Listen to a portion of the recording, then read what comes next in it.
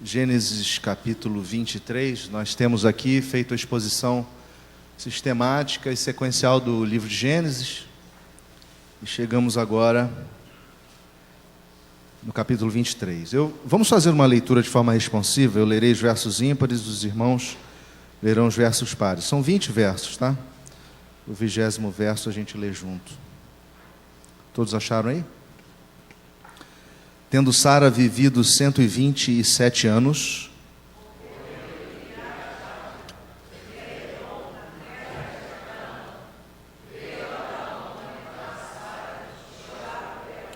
levantou-se depois Abraão da presença da sua morta e falou aos filhos de Et: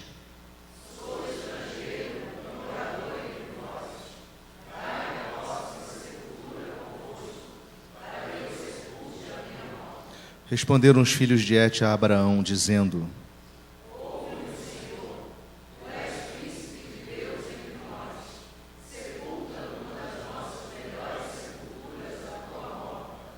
Nenhum de nós te negará a sua sepultura, para sepultares a tua morte. Então se levantou Abraão e se inclinou diante do povo da terra, diante dos filhos de Et.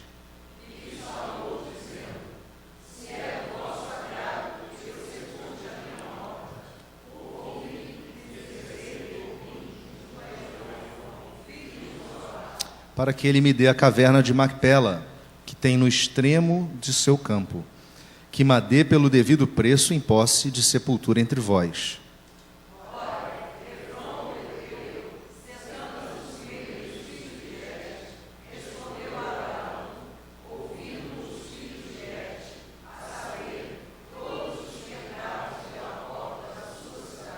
De modo nenhum, meu senhor, ouve-me, dou-te o campo e também a caverna que nele está. Na presença dos filhos do meu povo te dou, sepulta a tua morta.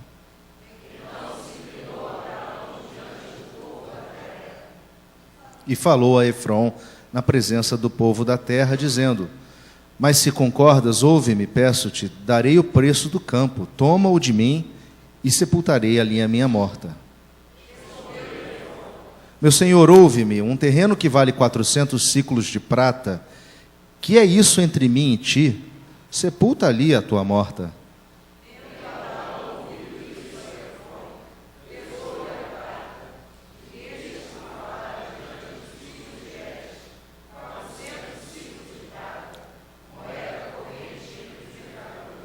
Assim o campo de Efrom, que estava em Macpela, fronteiro a Manre, o campo, a caverna e todo o arvoredo que nele havia, e todo o limite ao redor,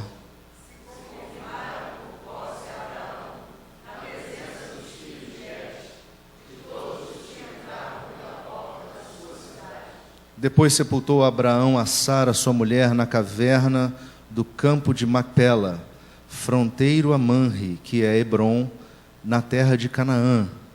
E assim, pelos filhos de Et, se confirmou a Abraão o direito do campo e da caverna que nele estava, em posse da sepultura. Vamos orar.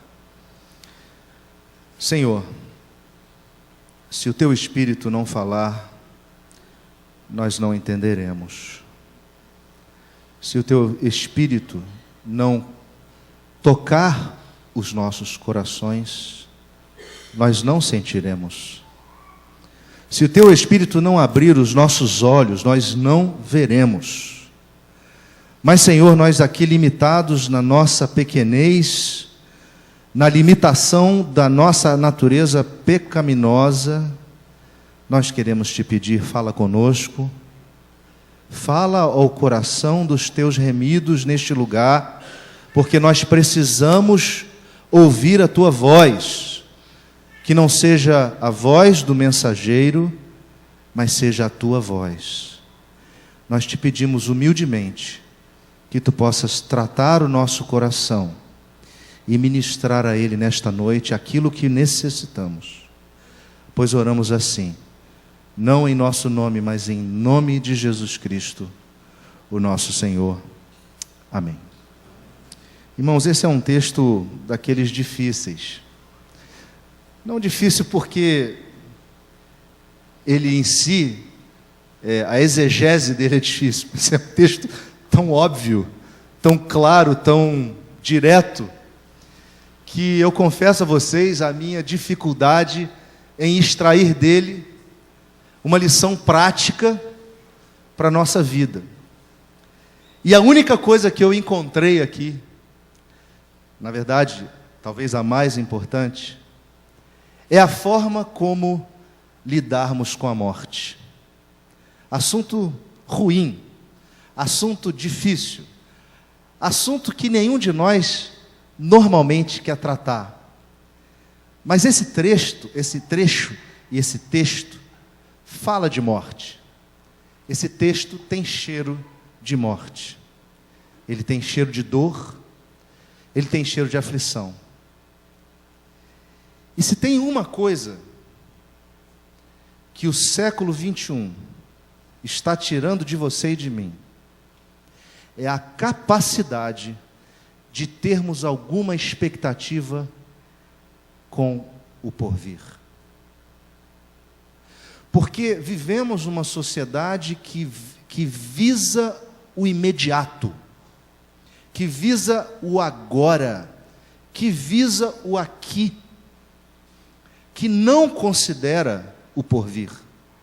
Então você e eu que temos alguma cosmovisão da eternidade, que nos foi entregue por nossos pais, ou talvez pela própria igreja, ou mesmo, principalmente, pela palavra de Deus, nos confrontamos com um espírito de época que nos leva a crer que tudo acaba aqui, que nada vai além daqui, que o que vale é o aqui e o agora. E aí nós nos deparamos com as dificuldades em encararmos esse tema, morte. Morte. O que eu falo sobre morte? Sócrates, no 4º ano antes de Cristo, disse o seguinte: a hora da partida chegou, e seguiremos nossos caminhos, eu a morrer, e vocês a viver. O que é melhor? Só Deus sabe. Marcus Túlio Cícero, político, escritor da grande Roma, 1º século antes de Cristo. A vida dos mortos está na memória dos vivos. A vida dos mortos está na memória dos vivos. 1º século da nossa era cristã. Sêneca, filósofo romano. A morte é o desejo de alguns, o alívio de muitos e o fim de todos.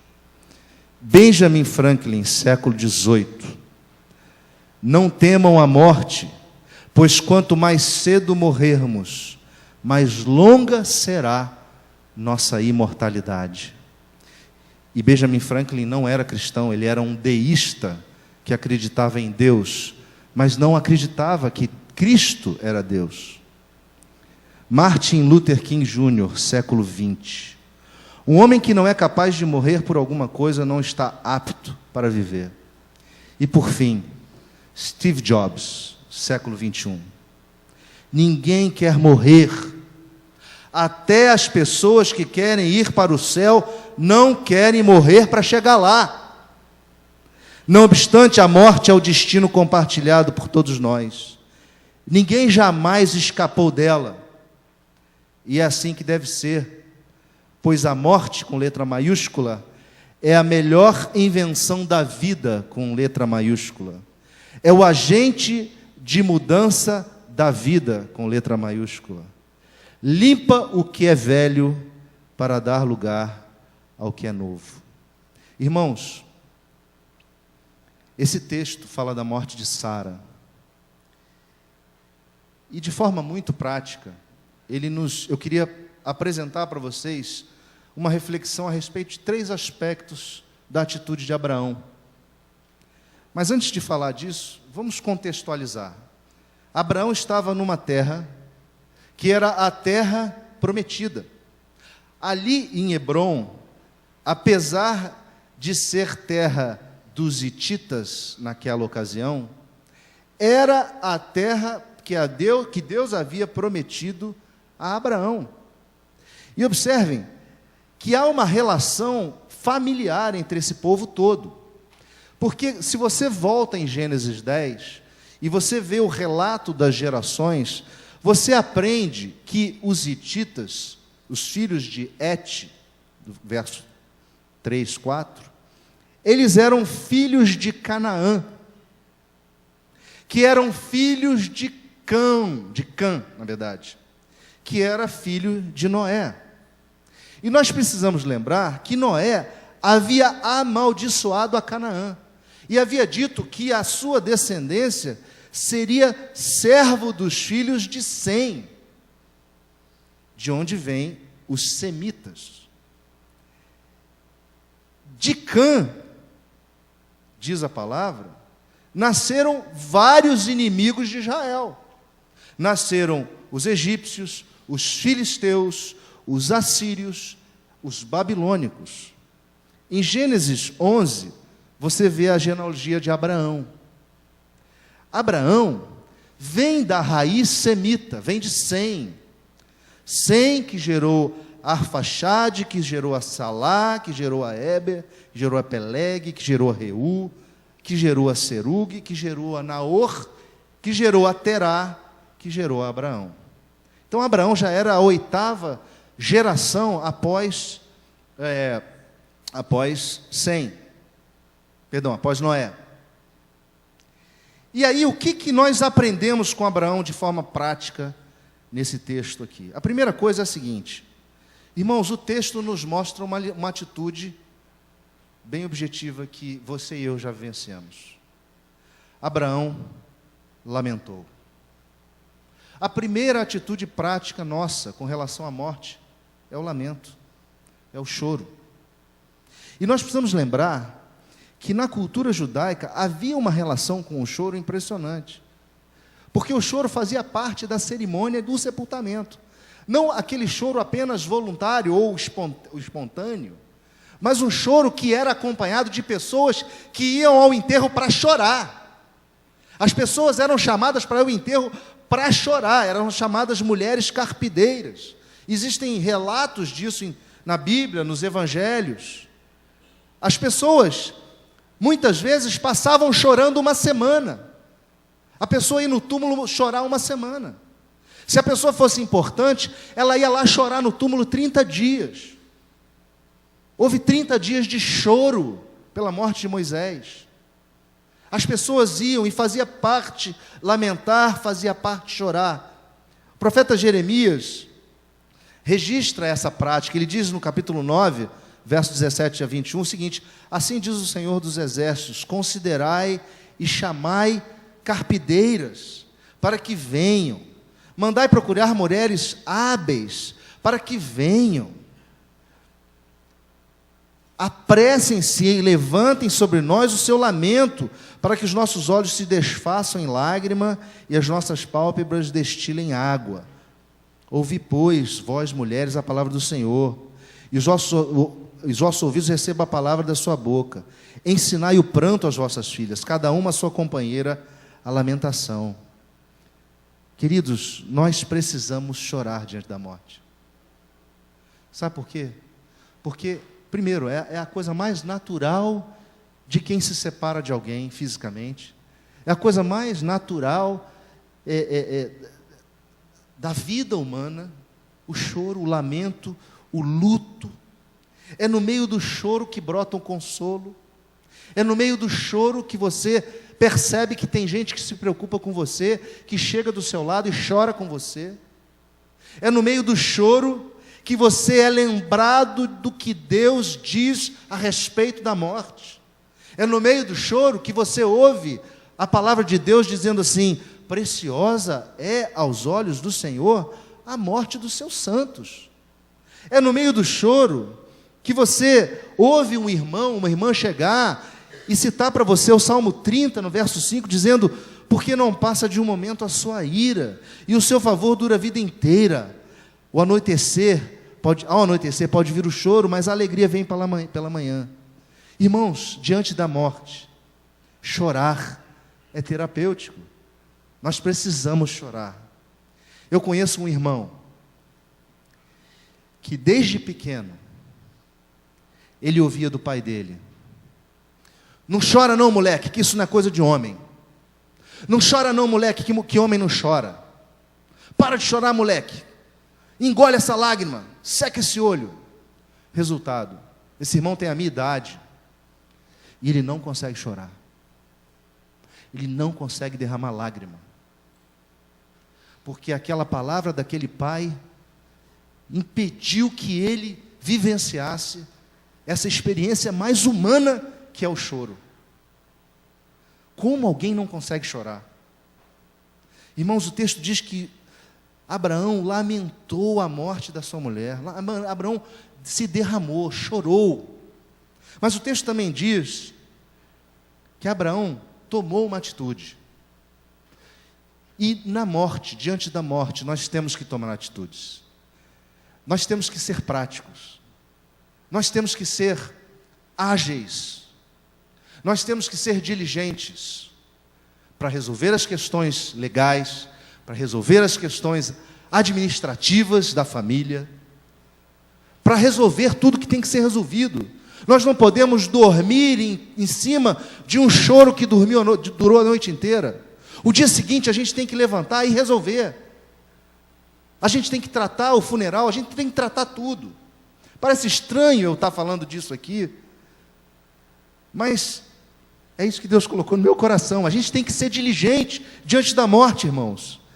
Os judeus sepultam rapidamente. Os judeus não deixam o corpo por mais de 24 horas, porque eles aprenderam no deserto que isso gerava risco de vida e contaminação.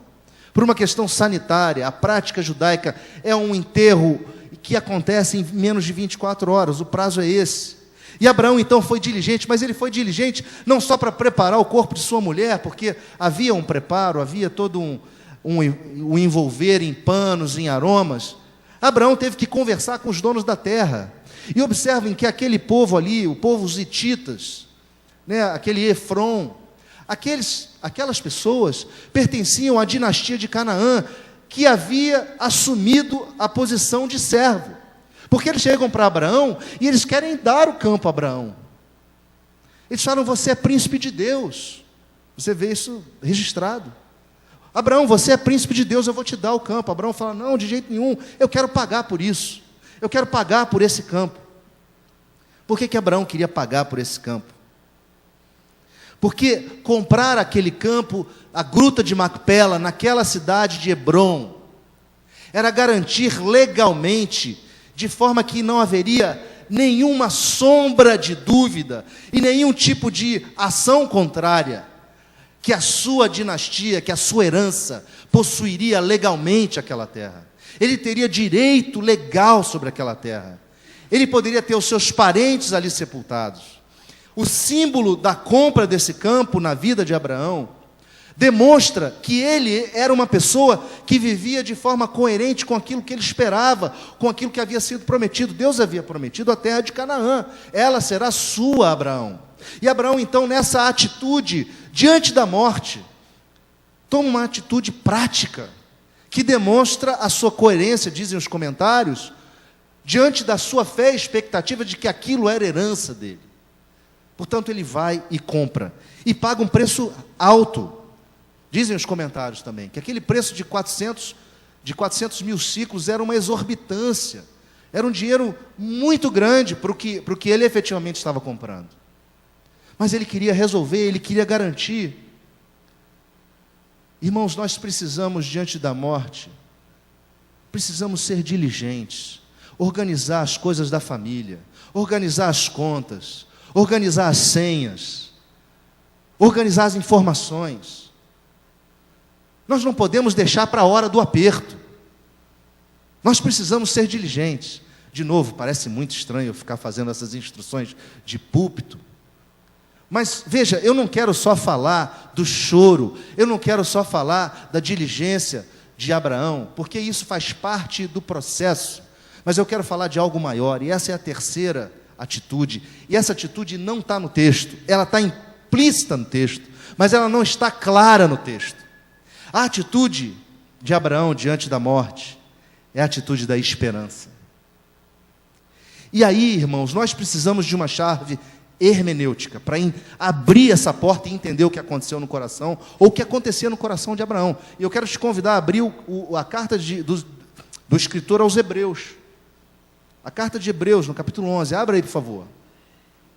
Abra também a carta de Paulo aos Romanos, no capítulo 4. Deixa os dois abertos, coloca o dedo assim, separando um e outro.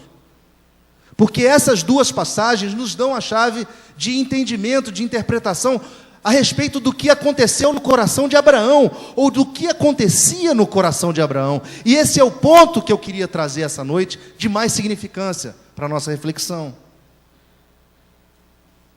Hebreus capítulo 11, versos 8 a 19, é um texto conhecidíssimo, fala dos patriarcas. Verso 8 diz lá: pela fé Abraão, quando chamado, obedeceu, a fim de ir a um lugar que devia receber por herança, e partiu sem saber onde ia. Pela fé peregrinou na terra da promessa, como em terra alheia, habitando em tendas com Isaque e Jacó, herdeiros com ele da mesma promessa, porque aguardava a cidade que tem fundamentos, da qual Deus é o arquiteto e edificador. Abraão aguardava uma cidade da qual Deus é o arquiteto e edificador. Irmãos, essa cidade não pode ser a cidade física. Essa cidade tem que ser uma cidade celestial. E continua o escritor Hebreus dizendo: pela fé também, a própria Sara recebeu poder para ser mãe, não obstante o avançado de sua idade, pois teve por fiel aquele que lhe havia feito a promessa. Por isso, também de aliás, já amortecido, saiu uma posteridade tão numerosa como as estrelas do céu, e inumerável como a areia que está na praia do mar. Todos estes morreram na fé, sem ter obtido as promessas. Observem, vendo-as, porém, de longe, e saudando-as, e confessando que eram estrangeiros e peregrinos sobre a terra. Porque os que falam desse modo manifestam estar procurando uma pátria. E se na verdade se lembrassem daquela de onde saíram, teriam oportunidade de voltar. Mas agora aspiram a uma pátria superior, isto é, celestial.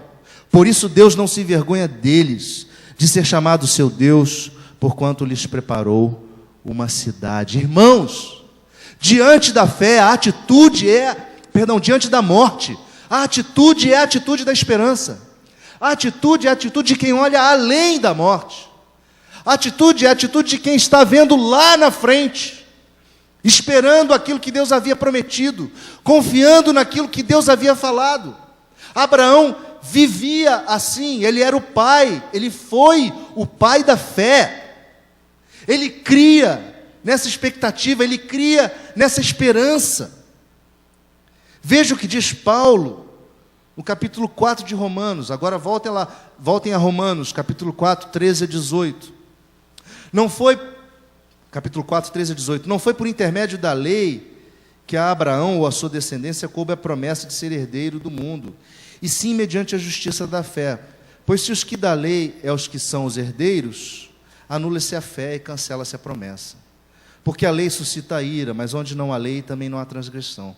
Essa é a razão por que provém da fé, para que seja segundo a graça, a fim de que seja firme a promessa para toda a descendência, não somente ao que está no regime da lei, mas também ao que é da fé, que teve Abraão, porque Abraão é o pai de todos nós, como está escrito: por Abraão de muitas nações te constituí, olha só, perante aquele no qual creu o Deus que vivifica os mortos. Abraão cria num Deus que vivificava os mortos. Ele havia provado isso ao levar o seu próprio filho Isaque ao monte para matá-lo. Abraão havia provado que fruto da sua fé era uma fé num Deus capaz de ressuscitar os mortos. Abraão cria num Deus que está além da sepultura. E essa atitude, irmãos, é a atitude que nós precisamos recuperar, ou a atitude que precisa nutrir as nossas vidas diante da morte. A Bíblia, a teologia bíblica, fala de um termo que é o chamado estado intermediário. O que acontece com você e comigo quando nós morrermos, se nós não estivermos vivos quando Cristo Jesus voltar. Esse texto, esse conceito é um conceito a respeito do qual não existem muitas coisas explícitas, mas existem vários textos que nos sugerem e apontam numa direção. E é importante que a igreja, que nós como crentes, saibamos e tenhamos convicção do que acontece conosco quando morrermos. Nós precisamos entender que quando morrermos, nós estaremos na presença do Pai imediatamente. Nós vivemos num mundo de muitas cosmovisões. O catolicismo romano, ele fala de um tempo de purgatório. O espiritismo, as religiões orientais, falam de um tempo de vagar, onde as almas ficam vagando. O materialismo fala de um tempo onde acabou, é isso aqui, acabou. Mas o que diz o cristianismo? Claro, o catolicismo, uma leitura, na minha visão e na visão da nossa igreja, equivocada a respeito da morte, porque a clareza do texto de Cristo, quando estava na cruz, relatada por Lucas, onde fala, Jesus do lado do ladrão, um malfeitor blasfemava, não és tu o Cristo, salva-te a ti mesmo. E aí o outro diz assim, nem ao menos temes a Deus, estando sob igual sentença, nós na verdade com justiça, porque recebemos o castigo que os nossos atos merecem, mas este aí nenhum mal fez. E acrescentou-lhe Jesus, Jesus, lembra-te de mim quando vieres no teu reino. Jesus lhe respondeu, em verdade te digo, que hoje estarás comigo no paraíso. Irmãos, quando nós saímos daqui, a chave vira na hora. A gente está direto na presença do Pai. Nós não estamos dormindo, aguardando alguma coisa. O nosso corpo vai para a corrupção. O nosso corpo é sepultado. O nosso corpo sofre os efeitos da degradação físico-química, vamos dizer assim. Mas a nossa alma direto está na presença do Pai. Quando Paulo escreve aos Filipenses, ele diz, olha, para mim, o viver é Cristo e o morrer é lucro. Quando Paulo escreve isso, e ele diz, olha, entretanto, se o viver na carne traz fruto para o meu trabalho, já não sei o que escolher. Ora, de um e outro lado estou constrangido, tendo o desejo de partir e estar com Cristo, o que é incomparavelmente melhor. Os comentaristas, eles dizem que esse texto, no grego, no original, está construído de um jeito onde o partir e o estar são coisas juntas, que viram como uma chave, duas faces de uma mesma moeda. Eu estou aqui, mas se eu partir, eu estarei com Ele imediatamente. Imediatamente estarei na presença de Cristo.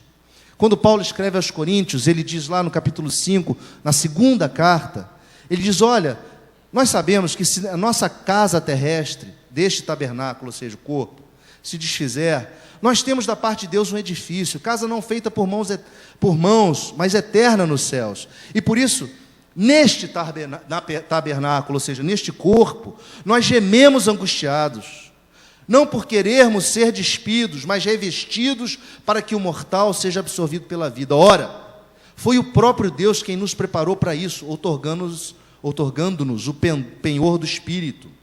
Temos, portanto, sempre bom ânimo, sabendo que, enquanto no corpo, estamos ausentes do Senhor, visto que andamos por fé e não pelo que vemos. Entretanto, se estamos em plena confiança, preferindo deixar o corpo e habitar com o Senhor. Irmãos, ao deixarmos o corpo físico, nós estamos habitando com o Senhor imediatamente. Não há nenhum intervalo.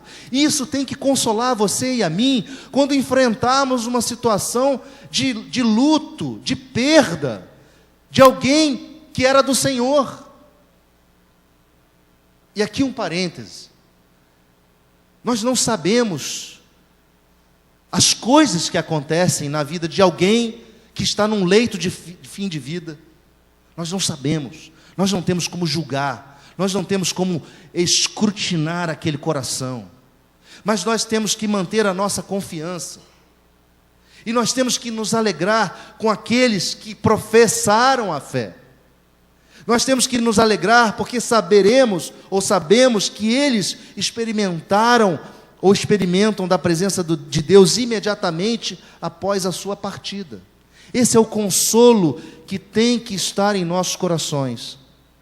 O professor de teologia do século XX, lá na faculdade de Calvin Seminary, lá nos Estados Unidos, chamado Anthony Hockman, que escreveu alguns livros, ele era professor de teologia sistemática, ele explica essa situação de uma forma interessante. Eu retirei o trecho do livro, e ele diz o seguinte: no momento em que a tenda terrestre em que vivemos agora estiver destruída ou dissolvida, nós temos imediatamente, não em algum tempo futuro, um edifício de Deus, isto é, tão logo nós que estamos em Cristo morremos, entramos numa existência celestial gloriosa, que não é temporária como a nossa experiência atual, mas sim permanente e eterna, embora a primeira fase dessa experiência venha a ser incompleta, esperando pela ressurreição do corpo na parousia, ou seja, na vinda de Cristo.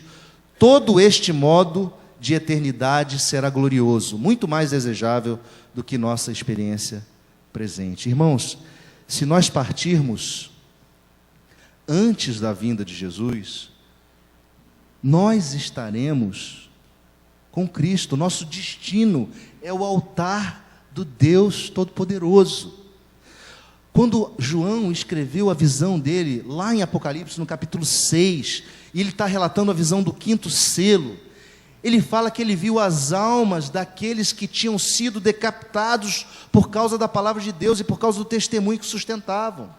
Ou seja, ele viu as almas, ele não viu os corpos, porque os corpos foram consumidos pelo fogo, por aqueles que foram incinerados por causa da fé, porque os corpos foram devorados pelas feras, por aqueles que testemunharam a Cristo e morreram comidos de animais, mas as suas almas estavam diante do Todo-Poderoso, do único que é digno de receber louvor e glória. No capítulo 7 de Apocalipse, ele relata a visão dos glorificados, e esse texto eu queria convidar você a abrir. É um texto lindíssimo, que nos traz para hoje, irmãos, a percepção do que estamos falando aqui. Capítulo 7, versos 9 a 17, e com esse texto a gente caminha para a conclusão. Diz assim a palavra de Deus no verso 9 do capítulo 7 de Apocalipse: depois dessas coisas vi, e eis grande multidão que ninguém podia enumerar, de todas as tribos, nações, tribos, povos e línguas, em pé diante do trono e diante do Cordeiro, vestidos de vestiduras brancas, com palmas nas mãos, e clamavam em grande voz, dizendo: ao nosso Deus, que se assenta no trono, e ao Cordeiro pertence a salvação. Todos os anjos estavam de pé rodeando o trono, os anciãos e os 4 seres viventes, e ante o trono se prostraram sobre o seu rosto e adoraram a Deus, dizendo: amém. O louvor e a glória, a sabedoria, as ações de graça, e a honra, e o poder, e a força, sejam ao nosso Deus pelos séculos dos séculos. Amém. Um dos anciãos tomou a palavra, dizendo: estes que se vestem de vestiduras brancas, quem são e de onde vieram? Respondi-lhe: meu Senhor, tu sabes. Ele então me disse: são estes o que vem da grande tribulação, lavaram suas vestiduras e as alvejaram no sangue do Cordeiro, razão porque se acham diante do trono de Deus e o servem de dia e de noite no seu santuário. E aquele que se assenta no trono estenderá sobre eles o seu tabernáculo. Jamais terão fome, nunca mais terão sede, não cairá sobre eles o sol nem ardor algum, pois o Cordeiro que se encontra no meio do trono os apacentará e os guiará para as fontes da água da vida, e Deus lhe enxugará dos olhos toda a lágrima. Irmãos, nós estamos diante de uma cena do livro de Apocalipse que ainda não trata do julgamento final, do encontro final da igreja, do arrebatamento final, da vinda de Cristo. Nós estamos tratando de um evento que é um evento que acontece antes dos últimos eventos, esses que eu falei, da vinda de Cristo. Então, aqueles que viveram, que passaram pela tribulação, aqueles que estão sendo massacrados e martirizados na África, no Oriente Médio, esses homens e mulheres de Deus estão sendo mortos em nome da fé, e estão diante do Pai, eles estão diante do Cordeiro, usufruindo da bênção de não ter mais lágrimas, de não ter mais choro, de não ter mais dor. Irmãos, isso tem que nos consolar. Era isso que consolava o homem Abraão, o pai da fé, aquele que é o nosso pai espiritual. A expectativa de que no porvir, a morte, ela translada a gente para uma posição privilegiada, uma posição de bênção, de usufruto da glória do Deus vivo. E a gente tem que colocar por terra todo o raciocínio, toda a falácia, todo o pensamento que nos leva a ter uma visão puramente materialista e imediatista. Porque o mundo insiste em enfiar nas nossas goelas abaixo: comamos e bebamos, porque amanhã morreremos. E é isso, e acabou. Não é isso, e não acabou. Está só começando. A morte é a passagem para a eternidade com o Pai. E essa passagem só acontece para aqueles que confessam ao Filho aqui. Portanto, se você está entre nós e você ainda não confessou o Filho, se você ainda não entendeu que Jesus Cristo veio a este mundo para resgatar você das trevas, para resgatar você da perdição, para resgatar você da maldição eterna e te transportar para um reino eterno, um reino de luz, um reino de bênção, o reino da presença do Pai. Se você não entendeu, você ainda não vai desfrutar. Você não vai desfrutar disso se você morrer agora ou amanhã. Eu lamento lhe informar. Você não vai desfrutar segundo a nossa visão e crença cristã, que para nós é a absoluta verdade. Portanto, nós, irmãos, temos que nos alimentar com essa verdade. Uma verdade que nos fala de novos céus e nova terra. Uma verdade que fala onde não haverá dor, não haverá clamor, não haverá ranger de dente, não haverá doença, não haverá sofrimento. Aqueles que conhecemos que partiram estão melhores do que nós. Aqueles que conhecemos que partiram estão desfrutando da presença do Pai. Meu irmão, minha irmã, isso tem que fazer sentido na sua vida. Você tem que acordar todo dia lembrando disso, que você não pertence a este mundo, que você é um peregrino aqui, que você está de passagem, e que Deus quer que você seja usado para influenciar e abençoar a vida de muitas pessoas, aquelas que vierem a conviver com você, para falar delas do amor de Deus, do grande amor de Deus, das suas misericórdias e da sua graça. Nós precisamos entender que a nossa vida não se restringe aqui. A nossa vida vai além daqui. E o homem Abraão cria nisso. E a minha pergunta para você é: você crê? Você crê que se você morrer agora, você está na presença do Pai? E eu não quero a resposta. Eu quero que você curve a sua cabeça, por favor, nesse momento, e você pense nisso.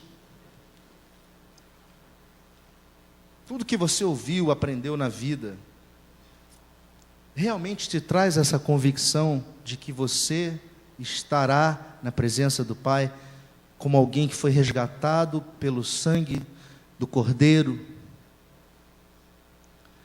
Se a resposta é sim, glórias a Deus, aleluias por isso.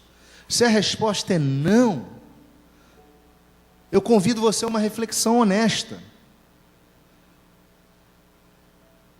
Porque você não está no caminho que deveria estar. Diante da morte nós temos que chorar. Diante da morte nós temos que pedir consolo. Mas diante da morte a gente tem que agir. A gente tem que tomar decisão.